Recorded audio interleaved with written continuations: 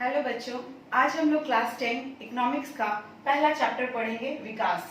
विकास या डेवलपमेंट ये प्रगति का समानार्थक है। विकास हम लोग मानव सभ्यता से ही लेते आ रहे हैं।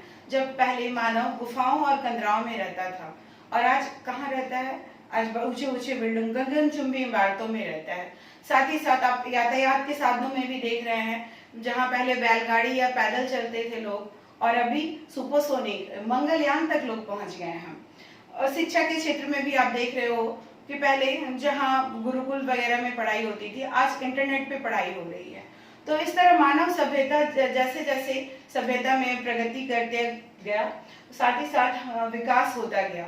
लेकिन क्या विकास के लक्ष्य सबके लिए एक ही हैं? क्या आप सोच सकते हैं? एक भूमिहीन ग्रामीण मजदूर, भूमिहीन यानी कि उसके पास भूमि नहीं है और वो गांव में रहता है, उसे क्या चाहिए? उसके विकास के क्या लक्ष्य होंगे? उसके लिए विकास का लक्ष्य होगा कि मुझे सालों भर मजदूरी मिलती रहे, मुझे हमारे बच्चे अच्छे स्कूल में पढ़ सकें और भर पेट हमारे खाना मिलता रहे।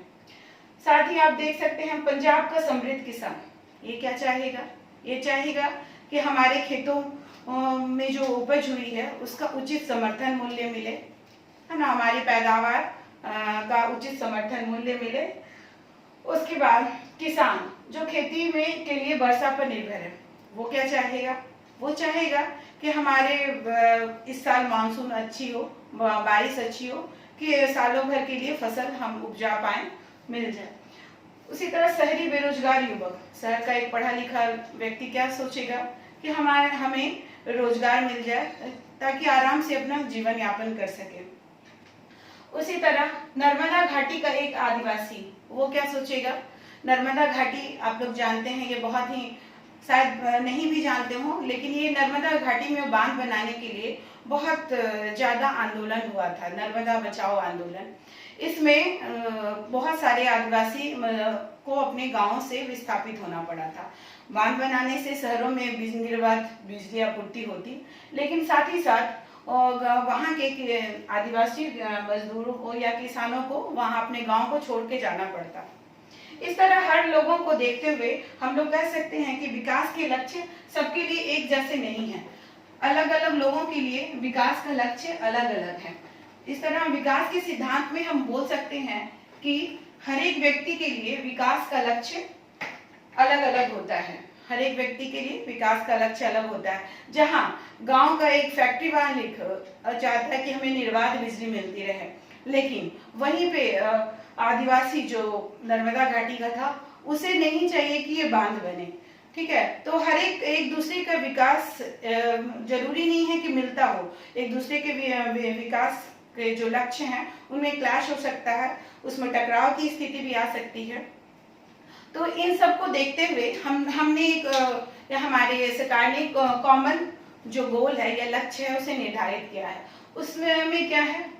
शिक्षा, सभी को बराबर शिक्षा मिले, सभी का स्वास्थ्य क्या हो?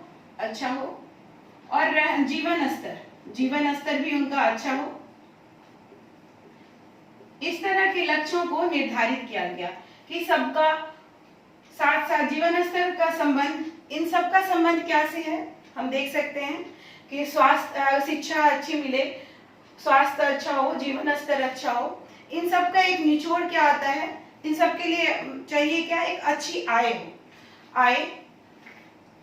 एक अच्छी आय इन सब का, चाहे वो मजदूर हो, चाहे वो बेरोजगार हो, चाहे वो किसान हो, सबके लिए आय बहुत ज्यादा महत्वपूर्ण है। आय, है ना, आय को हम दो तरह से समझ सकते हैं। एक है औसत आय, औसत आय या प्रति व्यक्ति आय।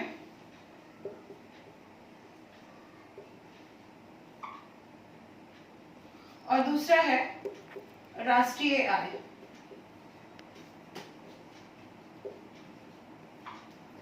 औसत आय को हम लोग इस तरह से लिख सकते हैं, औसत आय बराबर क्या हो सकता है? राष्ट्रीय आय राष्ट्रीय आय बटा कुल जनसंख्या। किसकी जनसंख्या? देश की जनसंख्या।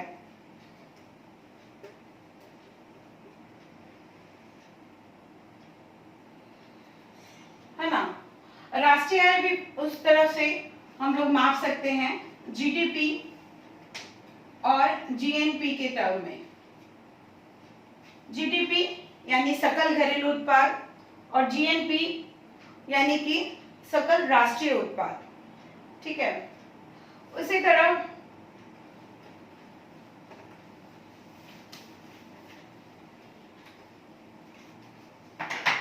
हम लोग साक्षरता दर को भी लेते हैं। आपकी बुक में एक टर्म है साक्षरता दर। साक्षरता दर किसे कहा जाता है?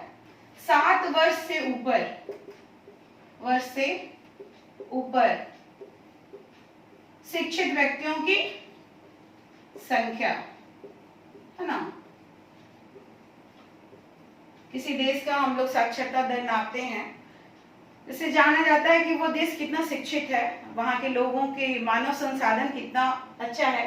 तो साक्षरता दर 7 वर्ष से ऊपर जो भी बच्चे हैं वो कितने शिक्षित हैं, पढ़े लिखे हैं कि नहीं हैं, ये साक्षरता दर से मापा जाता है।